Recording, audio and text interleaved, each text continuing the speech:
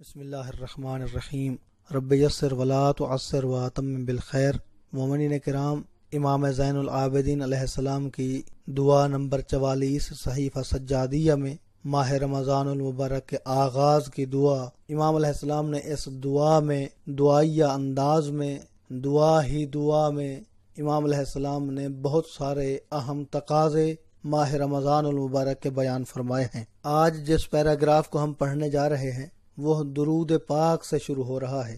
امام علیہ السلام کی اکثر دعاؤں میں، غالب دعاؤں میں امام علیہ السلام نے درود لازمی پڑھا ہے۔ محمد و آل محمد پر درود، امام زین العابدین علیہ السلام کا پڑھنا، معصوم امام کا درود پڑھنا، اور وہ بھی ہر دعا میں پڑھنا، یہ ہمارے لیے سبق ہے کہ اگر اللہ کی بارگاہ میں کسی چیز کو طلب کرنا ہے، کوئی حاجت مانگنی ہے، کوئی مشکل پیش کرنا ہے، تو ہمیشہ دعا کو درود پاک کے ذریعے سے قبول کروایا جائے، وسیلہ درود پاک کو قرار دیا جائے کہ یہ سرکار زین العابدین سید الساجدین علیہ السلام کا طریقہ ہے۔ امام علیہ السلام پڑھتے ہیں اللہم صلی علی محمد و آلہ۔ اس کے بعد پھر اگلا جملہ پنجگانہ نماز کی اہمیت کے متعلق ہے کہ یہ مبارک مہینہ ہے، یہ بابرکت مہینہ ہے۔ بار الہ اس مہینے میں ہمیں پنجگانہ نماز پڑھنے کی توفیق عطا فرما۔ نماز پڑھنے کی فقط نہیں، بار الہ اس نماز کے جتنا بھی واجبات ہیں ان کو ادا کرنے کی توفیق عطا فرما، جتنا بھی مستحبات ہیں انہیں انجام دینے کی توفیق عطا فرما، جتنا اس نماز کے وظیفے ہیں ان تمام وظائف کو انجام دینے کی توفیق عطا فرما۔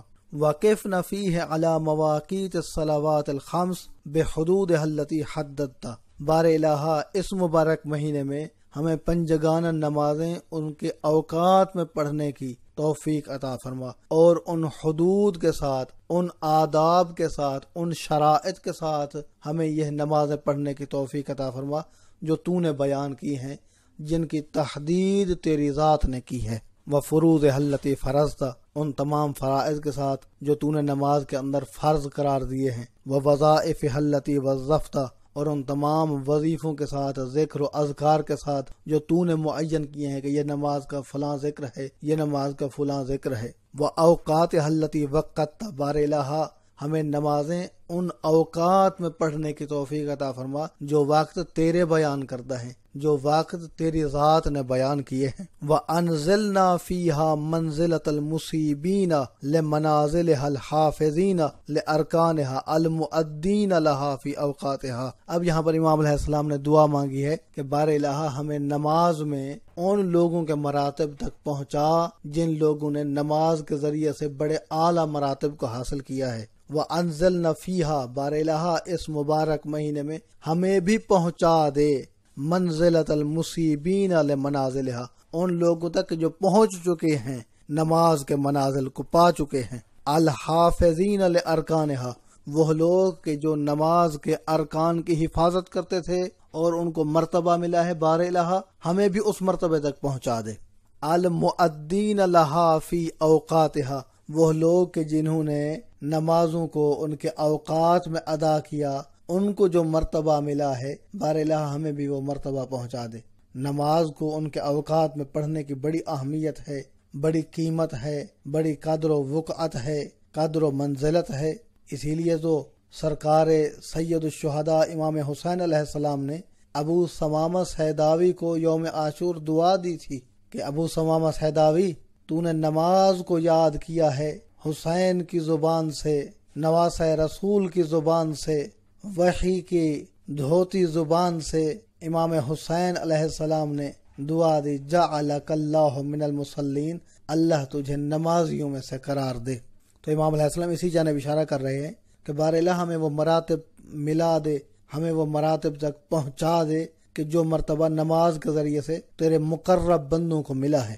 علی ما سنہ عبدک و رسولک صلواتک علیہ وآلہ، وہ اراکین نماز، وہ وظائف نماز کہ جن کو تیرے بندے، تیرے رسول، اللہ کے پیغمبر نے بیان کیا ہے، ان کے اوپر اور ان کے آل پر کروڑوں درود ہوں۔